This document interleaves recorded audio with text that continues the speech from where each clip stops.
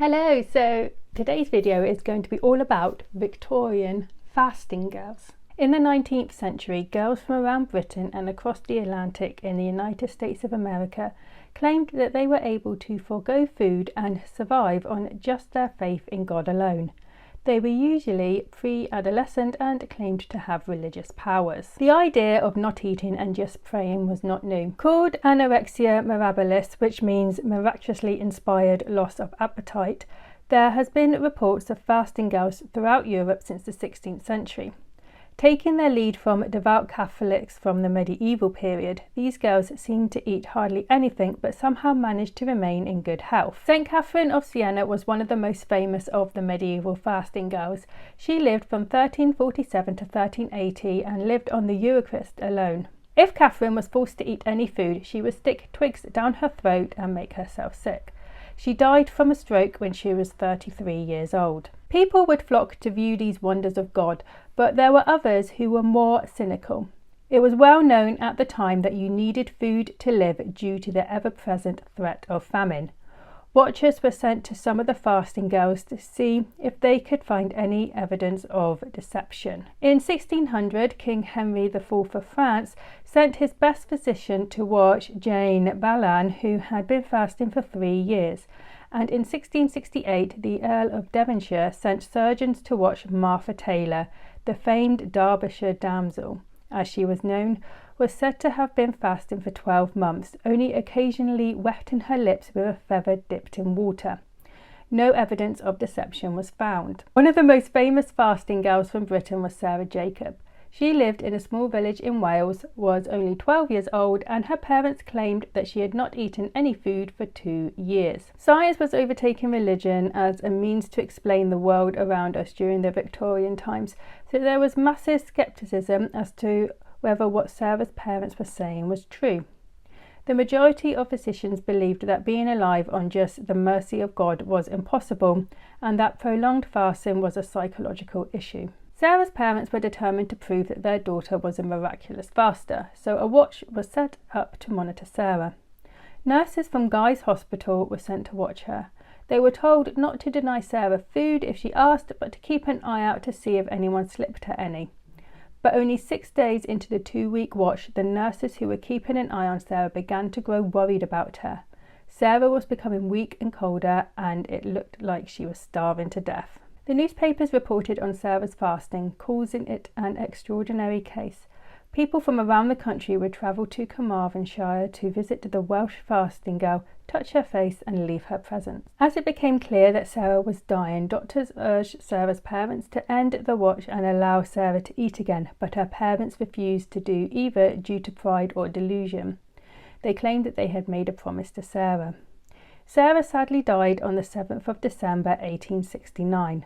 A post-mortem showed that the parents' assertion that Sarah had not eaten any food for 26 months to be false. She had been eating small amounts of food secretly, which she was no longer able to do while she was being watched. Both of Sarah's parents were charged with manslaughter and found guilty. There were cases of fake fasting girls like Anne Moore from Tutbury, who made £400 in 1813 from pretending to be a fasting girl and charging people to come view her. It was discovered that while raking in this money that her daughter had been feeding her. Anne's daughter would wash her face with towels that had been wet with gravy or milk and had even passed food into her mother's mouth when they kissed. America's most famous fasting girl was Molly Francher from Brooklyn. In 1866, she had come to the public's attention after she went 7 weeks without food. By the 1870s, she was eating only a small banana and a few teaspoons of milk in a 6-month period. Molly was offered endorsement deals. P.T. Barnum offered her a part in his show, and President Woodrow Wilson sent her a telegram in 1916 congratulating her on her Golden Jubilee in bed. Molly died in February 1916.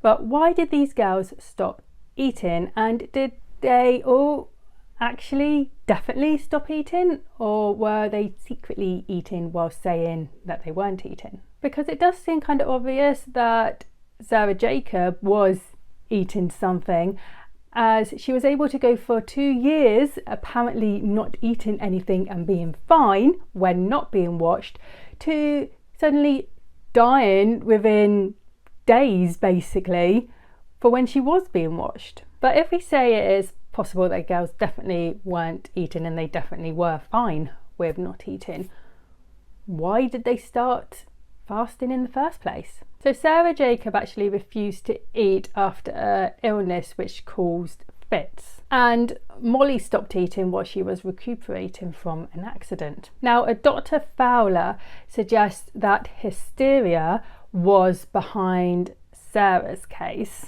and he said that because while she was recuperating from this illness she wasn't eating as much as what she used to and still being perfectly fine on this limited food, her parents had actually encouraged her to carry on fasting, thinking that there was something actually miraculous happen where instead of her just maybe losing her appetite while she was a bit ill. Now, it has been said today that maybe these girls were suffering from anorexia. The Victorian era does have this reputation of women having to have the tiniest waist possible, which was mainly done with the help of corsets, but it could also have been like today where young girls and women are influenced by people in the media looking a certain way and then wanting to copy that way. Then that could be a cause of it, because of course the two that I mentioned in this video were not the only fasting girls during the Victorian period. They were the most famous during it. There were other ones. So at the time the girls were fasting, it wasn't connected to anorexia. The term anorexia nervosa had only really been named as a thing in the 1870s. I think it's about like 1873 or something like that, and I think it was by one of Queen Victoria's doctors or something. So at the time it was often thought that these girls were suffering from hysteria or they were committing some sort of fraud like what Anne was. So historians today do believe that the girls could have been suffering from anorexia or some other eating disorder. So anyway, I hope you enjoyed this video. If you did, like and subscribe, and I'll see you next time. Bye.